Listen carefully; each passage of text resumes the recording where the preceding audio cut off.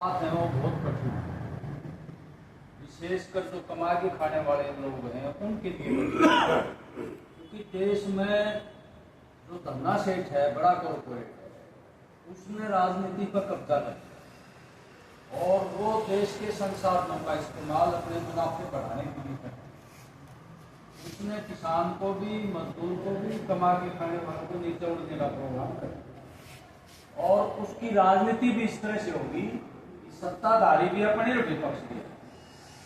तो इस राजनीति में जो धन्ना सेठों की राजनीति है, उसमें जनता की मेहनत का हस्तक्षेप कम होता है। हमें मजबूर होकर वोट देने पड़ते हैं।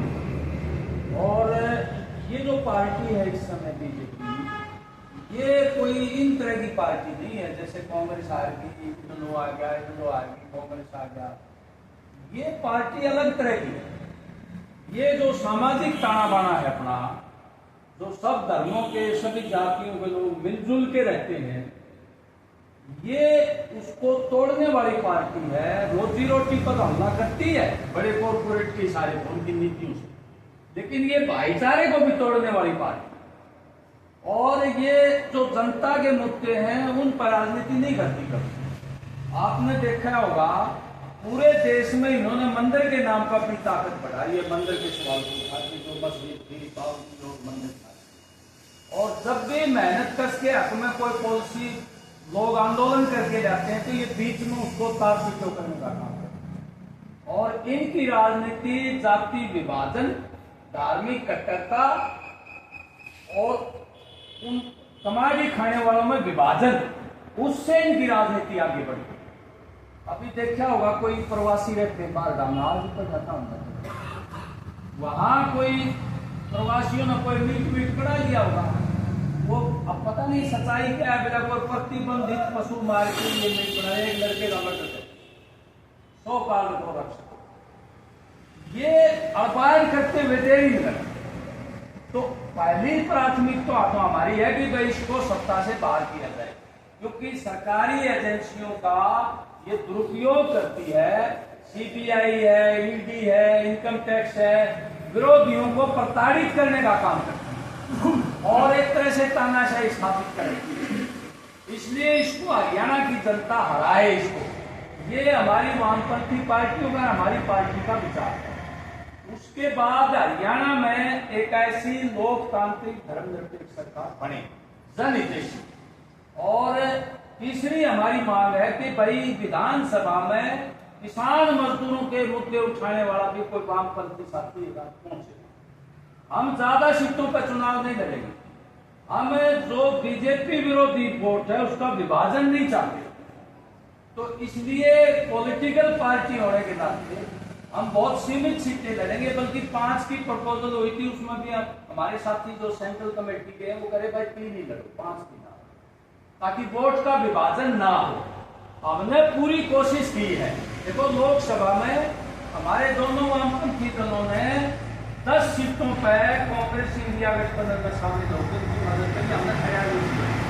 हम पहले सोच रहे थे भाई 7 से खड़ा करते हैं, वो इसलिए नहीं गिरा भाई 10-20 हजार वोट आ भी गए तो वो वोटों का विभाजन होगा, कोई फायदा नहीं होगा।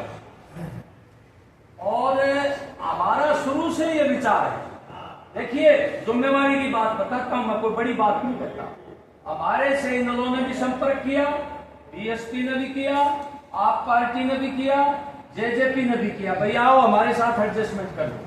हमारा मानना यह है कि लड़ाई 2 ताकतों के बीच में हो, कांग्रेस और बीजेपी। बीजेपी को हराने वाले लोग कांग्रेस को देंगे, कांग्रेस को हराने वाले लोग बीजेपी। इसलिए कोई ऐसा गठबंधन बीच में होगा तो वो बीजेपी के अगेंस्ट जो लड़ाई है उसको कमजोर करेगा।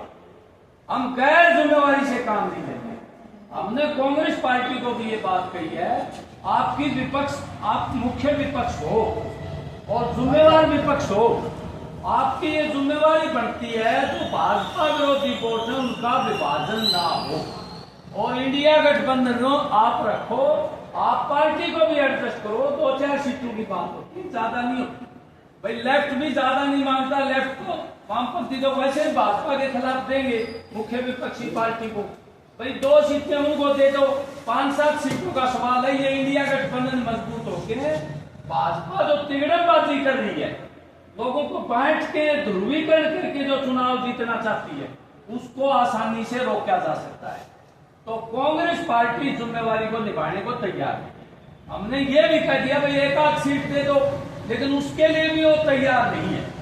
भिवानी में आप तो देखोगे, मैं कोई बड़ाई की बात नहीं कर रहा, कोई भी मुद्दा है, किसानों का है, मजदूरों का है, महिलाओं का है, दुकानदारों का है, उस मुद्दे पे हम लोग और ये आप लोग, क्योंकि ये जो संगठन है ये कोई लेफ्ट का नहीं है साहब, किसान जो मूवमेंट चला उसमें कुछ साथी जुड़े हैं, वो जुड़ जाते हैं हर एक घटना का, जो गलत घटना है उसका विरोध करने के लिए।